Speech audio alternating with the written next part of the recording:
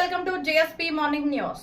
ఆంధ్ర విశ్వవిద్యాలయ శతాబ్ది ఉత్సవాల ముగింపు వేడుకల్లో పాల్గొన్న రాష్ట్ర ఉప ముఖ్యమంత్రి శ్రీ పవన్ కళ్యాణ్ గారు యువతకు కీలక సందేశాన్ని ఇచ్చారు. ఏ భావజాలాన్ని గుడ్డిగా నమ్మవద్దని, సిద్ధాంతాల పట్ల భావోద్వేగాలతో కాకుండా వాస్తవికత మరియు తర్కంతో ఆలోచించాలని ఆయన పిలుపునిచ్చారు.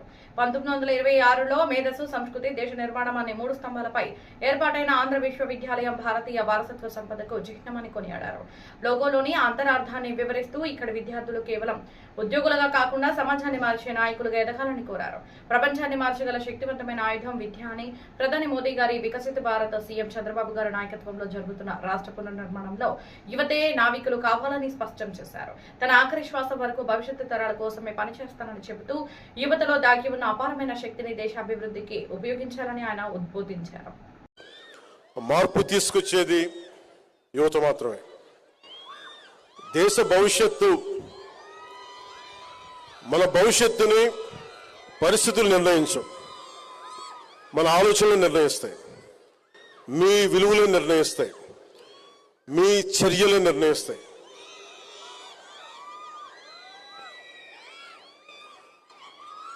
మీ విజ్ఞానం, మీ ఆలోచనలు ఇవన్నీ కూడా ఒక పరిష్కార మార్గాలుగా రూపాంతరం చెందాలి. మీ కృషి సమాజానికి ఉపయోగపడే అర్థవంతమైన మార్పు కావాలి. Your knowledge must translate into innovation, your ideals into solutions, your efforts into meaningful change that will benefit our larger society and our country. Dream with conviction, work with dedication, lead with integrity. బలమైన నమ్మకంతో కలలు కనండి. కలలు కను నీ కలల్ని తొక్కుతూ నడుస్తున్న కాళ్ళని ఖండించే వరకు కలలు కనండి. Don't stop dreaming. అందుకని బలమైన కలలు కనండి. నిరంతర కృషితోటి మీరు ముందుకు సాగండి. నిబద్ధతతోటి మీరు నాయకత్వం వహించండి. ఈ ఒక్క 4 మాటలు చెప్పి నేను ముగిస్తాను. ఇది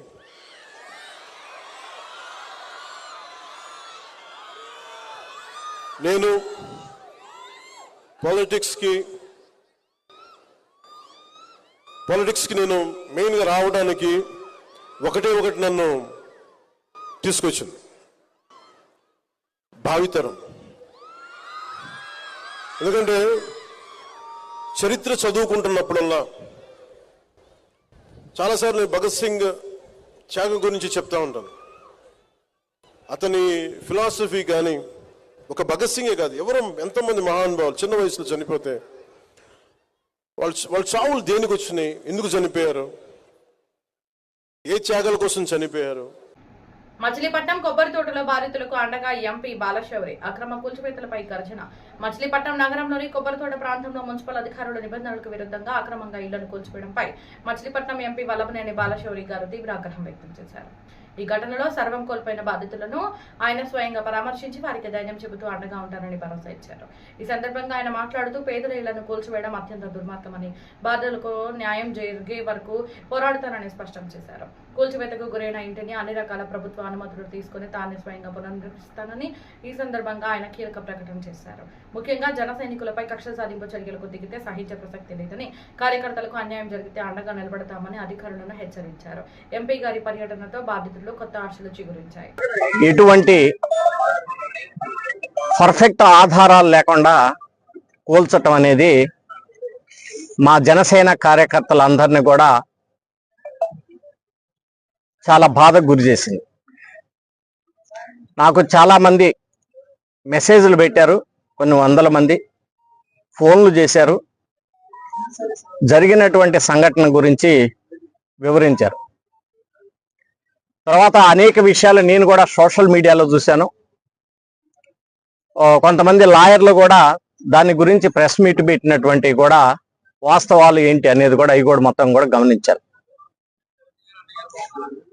ఇది ఇద్దరు వ్యక్తులు, ప్రైవేటు వ్యక్తుల మధ్య ఉన్నటువంటి వివాదం. ఇదేదో ప్రభుత్వ ఆస్తి కాదు, డిఫెన్స్ కాదు, రైల్వేస్ కాదు. దానికి అధికారులు అంతా అత్యుత్సాహంతో అంతమంది పోలీసులను తీసుకొని వచ్చేసి కూలగొట్టాల్సినంత ఆవశ్యకత ఏముందో అర్థం కావట్లేదు. పోనీ ఇది ఒక్క హౌసే మచిలీపట్నంలో అనాథరైజ్డ్ గా కట్టారా, లేకపోతే కోర్టు తీర్పు ఇంకా వెయిటింగ్ లో ఉంది కాబట్టి కట్టారా? మిగిలినటువంటి చాలా ఉన్నాయి. ఇదే ప్లాట్ లోకి సంబంధించినటువంటి అనేక ఇళ్ళు కూడా కన్స్ట్రక్షన్ జరిగింది. వాళ్ళు అధికారులు కనీసం సెంటరింగ్ వాళ్ళని కూడా కొంత టైం ఇవ్వమని చెప్పేసి అడిగి అది తీసుకుంటామన్నా టైం ఇవ్వకుండా దాన్ని ఆ రకంగా దారుణంగా చేయటం అనేది డెఫినెట్ గా ఒక జనసేన కార్యకర్తగా నేను కూడా చాలా ఈ విషయం మీద ఆవేదన వ్యక్తం చేస్తా ఉన్నాను. అదే రకంగా మా జనసేన జిల్లా వ్యాప్తంగా కూడా కార్యకర్తలు కూడా ఈ విషయంలో చాలా అసంతృప్తిగా ఉన్నారు. అధికారులు ఏదైనా చేసేటప్పుడు పూర్తిగా హౌస్ ఓనర్ తోటి డిస్కస్ చేయాలి, వాళ్ళకి కొంత టైం ఇవ్వాలి, ఆ సెంటరింగ్ లాంటివి కానీ వేదేగది కానీ ఇవ్వాలి. ఈరోజు లోయర్ కోర్టు ఒక రకమైనటువంటి తీర్పు ఇచ్చింది. ఫర్ ఎగ్జాంపుల్ ఏదైనా ఒక ఆస్తి తగాదాలు 1 నెల 2 నెలలు లాగితే దానికి పై కోర్టు ఇంకొక రకమైనటువంటి తీర్పు ఇస్తుంది. ఇవన్నీ మనం చూస్తూనే ఉన్నాం సొసైటీలో మొత్తం. సో అనవసరంగా దీన్ని ఇలా చేయటం అనేది మాత్రం నేను పూర్తిగా ఖండిస్తా ఉన్నాం. జనసేన కార్యకర్తకి ఎక్కడ అన్యాయం జరిగినా డెఫినెట్ గా మీ అందరం, మిగిలిన కార్యకర్తలు, నేను కూడా కార్యకర్తగా అందరం అండగా ఉంటాం అనేటువంటి విషయాన్ని స్పష్టంగా తెలియజేస్తున్నాను. రెండో విషయం, ఏదైతే ఈ కుటుంబానికి జరిగిందో, అన్యాయం జరిగిందో, నేను ఒక పార్లమెంటు సభ్యుడిగానే కాకుండా ఒక జనసేన కార్యకర్తగా పూర్తి బాధ్యత తీసుకొని ఎంత నష్టమైతే జరిగిందో అది నేనే భరాయించి మొత్తం దాన్ని మళ్ళీ కన్స్ట్రక్షన్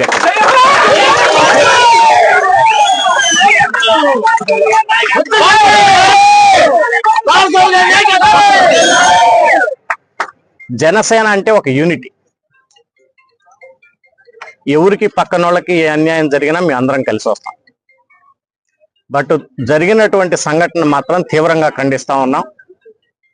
ఎప్పుడు కూడా అధికారులు ఇలాంటి సిచ్యువేషన్ వచ్చినప్పుడు, అఫ్ కోర్స్ జనసేన కానివ్వండి, ఇంక వేరే వాళ్ళైనా కదా సార్ కానీ, వాళ్ళు దీనికి 1కి 2 సార్లు ఆలోచించి నిర్ణయం తీసుకోవాలి తప్పితే వన్ సైడెడ్ గా తీసుకోవడం ఇది తప్పు అనేటువంటి విషయాన్ని కూడా నేను స్పష్టం తెలియజేస్తా. ఆ కుటుంబానికి పూర్తిగా మీ అందరం జన సైనికులుగా అండగా ఉంటాం.